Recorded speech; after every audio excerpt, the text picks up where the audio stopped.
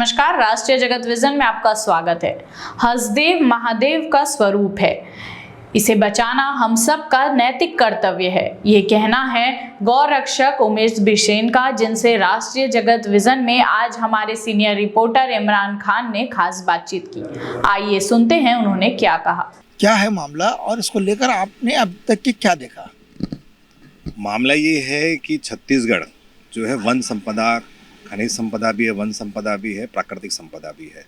छत्तीसगढ़ का और मध्य प्रदेश और अगर झारखंड ले लें और थोड़ा सा उड़ीसा ले लें, ये मध्य भारत के ऑक्सीजन है, ये फेफड़े हैं। पूरे देश जैसे अमेजिंग के जंगल पूरे पृथ्वी के ऑक्सीजन है ना, वैसे ही छत्तीसगढ़ के मध्य भारत के जंगल ऑक्सीजन है। इसका महत्वपूर्ण जो भूभाग है वो छत्तीसगढ़ में जो सरगुजा के जंगल, बस्तर के जंगल, जो पूरे प्रकृति के वातावरण के संतुलन को और व्यवहारिक संतुलन को बना के रखते हैं, जिस पे कुछ व्यापारी, कुछ राजनेताओं ने सौदेबाजी करके वहाँ खनन चालू किया 2012 के बाद से। और खनन चालू करके वहाँ के आदिवासियों को जिस प्रकार से बेदखल किया, बेदखल करने के बाद वहाँ जिस तरह दोहन किया, हजारों लाखों जीवों को मारा।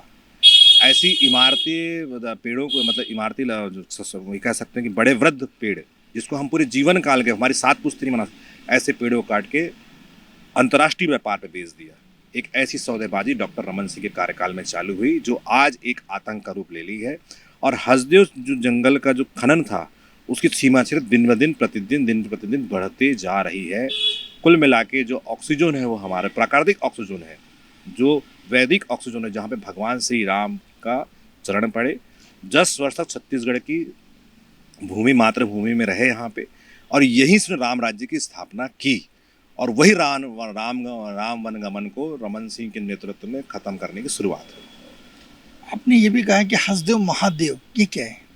हसदेव महादेव ये है कि हसदेव एक अगर हंस करे तो हसदेव महादेव एक उपनाम है महादेव का एक्चुअली, इसलिए हसदेव को महादेव बोलते हैं। और जहाँ महादेव का एक रूप बूढ़ा देव है, जिसको आदिवासी समाज पूजा करता है। आदिवासी समाज प्रकृति पूजक है, तेंदू के पत्ते के पेड़ महादेव मान के पूजा करता है। और प्रकृति पूजक अगर सबसे बड़ा कोई है, वो हमारा आदि समाज है। वो प्रकृति का संवर्धन करता है, जीवों को संवर्धन और जंगलों को बचा के रखता है। आज अगर हमारे जंगल बचे हैं ना, तो ये हसदेव महादेव में रहने वाले, अगर भगवान श्री राम के अगर वहाँ पे जो आधार बचा हुआ है, तो हसदेव महादेव को मानने वाले, बुढ़ा देव को मानने वाले आदिवासी समाज के कारण बचा है। एक चीज़ ये भी देखा गया है कि ये जब भूपेश सरकार थी, तब एक आवंटन हुआ फिर से, या बोल सकते हैं कि नई सरकार के गठन के पहले कुछ अधिकारियों ने इस पर परमिशन दिया है और कुछ जंगलों को काटना शुरू कर दिया है। हमारे यहाँ जो अधिकारी, IAS अधिकारी, IFS अधिकारी, ये जो अधिकारी है ना, ये बेईमान है सब, बहुत बड़ी संख्या में।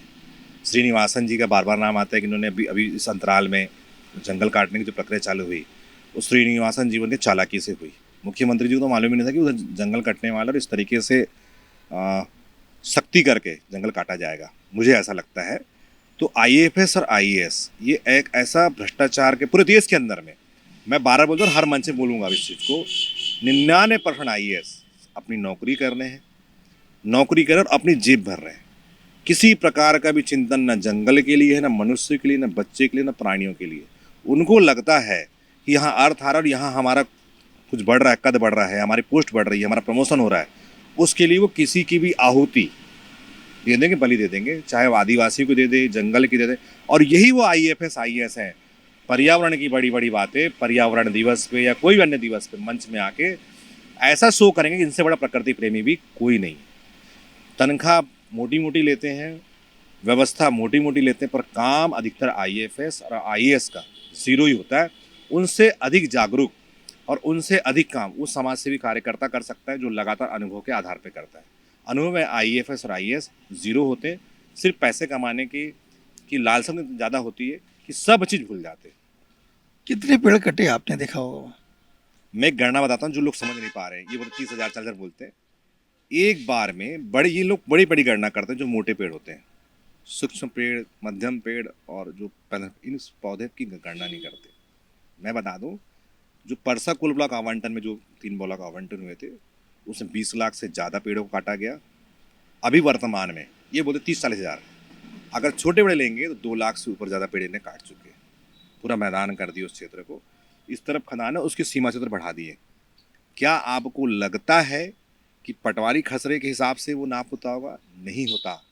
क्योंकि कोई उसका सीमांकन करे, अगर कोई नगर पंचायत, नगर निगम में किसी ग्राम पंचायत उसका सीमांकन कमरा तोड़ देगा तो आगे बढ़ गया, पर क्या जो उन्होंने खुदाई कर दी उसका कभी सीमांकन होता है कितनी खुदाई कर दी? ये कहीं पे पूरे भारत में कहीं नहीं होता कि कितने की अनुमति में उनको 10 मीटर की अनुमति गहराई की मिलेगी, उसको 100 मीटर खुद डालते हैं, और लंबाई में भी नहीं मालूम कितने हजारों मीटर करते थे, उसकी कोई गणना नहीं होती, क्योंकि एक बड़ा भ्रष्टाचार पता है ना, प्रशासनिक अमले में भी है और उद्योगपति अमला तो पैसा कमाना चाहता है।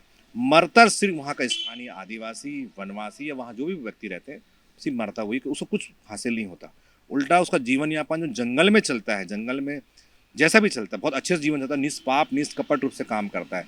जैसी वह इंडस्ट्री लगती है तो फिर वो प्रतिस्पर्धा, भौतिकवादी प्रतिस्पर्धा में लग जाता है, अपने मूल को छोड़ के अव्यवहारिक चीज़ों में लग जाता है, फिर वो 10 तरह के क्राइम चालू हो जाते हैं वहाँ पे।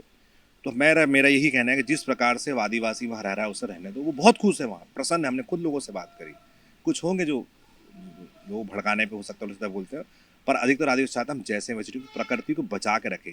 अगर हमारे कोई देवता है ना धरती में, तो अभी हमें उनको देवता माना चाहिए, क्योंकि उन्होंने जो बचा के रखा है हम जीवन पर्यंत कभी नहीं बचा सकते। अब सनाती से कम्युनिस्ट हो गए। आप तो लोग बोलेंगे देखो जहाँ अच्छाई हो, मैं अटल बिहारी वाजपेयी को बहुत कई चीज़ों में फॉलो करता हूँ, कुछ गलतियाँ हो सकती है उनसे भी, पर उन्होंने कम्युनिस्टों की तारीफ की, जब वो कोई चीज़ लड़ते हैं तो वो जी जान से लड़ते हैं। वो प्रकृति लड़ रहे हैं तो उसमें सहयोग करना चाहिए। विचारधारा अलग अलग हो सकती है, हमारे बहुत सारी विचारधारा नहीं मिलती, पर जहाँ वन की बात आ रही है वहाँ ना कम्युनिस्ट देखना चाहिए, ना भाजपा ना कांग्रेस देखना चाहिए, सबको एक मत होके खड़े होना चाहिए, क्योंकि ऑक्सीजन तो वो भी ले रहे हैं, वो भी ले रहे हैं। और यही जो लोग नहीं आ रहे हैं, जो या भेद कर रहे हैं कम्युनिस्ट हैं या ऐसा है, भाई पेड़ सबके लिए है, बिना बिजली के रह सकते। एक आदिवासी ने मुझे बोला भैया बिना बिजली के, उन्होंने जीवन में बिजली नहीं देखी है, हमको होना ही नहीं, पर हमको इसी जो वन संपदा है इसी के बीच में रहना है। मैंने वहाँ ऐसे जंगली मिर्ची का चटनी खाया, वहाँ पे उनका जीवन यापन देखा, पत्ते पे खाते, बहुत ही सहज सरल। और मेरी इच्छा बड़े बिल्डिंग में नहीं, उसी मिट्टी, क्योंकि जीवन में ज्ञान जरूरी है। घर तो कैसा भी साफ सुथरा हो, अच्छा होना चाहिए, और मिट्टी घर से अच्छा घर कुछ नहीं हो सकता। कितना बड़ा लॉस है छत्तीसगढ़ के लिए ये? इससे मतलब नुकसान की बात करें ना, करोड़ों अरबों से कई गुना नुकसान है भैया। जो हृदय है, फेफड़ा है, और वो फेफड़े छत्तीसगढ़ में है, ये सौभाग्य की बात, इसी कोई मूल्य नहीं कर सकते। पर इस मूल्य को तब समझ में आएगा जब धरती का तापमान 50 से ऊपर जाएगा, तब शायद इनको समझ में आएगा। इन्होंने कोरबा बर्बाद कर दिया, रायगढ़ बर्बाद कर दिया, रायपुर में सिलतरा आप देख सकते हैं किस स्थिति में, वहाँ का पूरा डस्ट पूरे आसपास में जाता है। इसके बाद भी हमारे एसी के अंदर रहने वाले अधिकारी, हमारे सम्मानीय नेतागण, जो भी कांग्रेस भाजपा जो भी हैं बड़े नेतागण, आत्मचिंतन नहीं करके अगर इस चीज़ को काम को नहीं रोके, बिजली के बहुत सारे उपाय हैं। आप बड़े बड़े विदेश को फॉलो करते, कचरे से बनाइए। 12 नितिन गडकरी एक ऐसा केंद्रीय मंत्री है जो हर चीज़ को प्रकृति के जो गंदे जो डस्ट है उससे बनाना चाह रहा है, उससे सीखिए। उस मंत्री बार बार बोल रहा है सड़कों से लेकर सब चीज़ के लिए, पर हमारे नेता उनको फॉलो नहीं करते। अगर उनको सही में फॉलो कर लेंगे तो वास्तविकता में ज़मीन का एक गड्ढा भी खोदना नहीं पड़ेगा। ये है उमेश बिसेन जी, पहले जो गौ रक्षक थे, अब ये हसदेव के लिए लड़ रहे हैं। अब देखना है कि ये कहाँ तक पहुँचती हैं और इनकी बात को कहाँ तक के लोग लेके जाते हैं और कितना लोग इस पर विश्वास करते हैं। कैमरामैन SK गुप्ता के साथ मैं इमरान खान।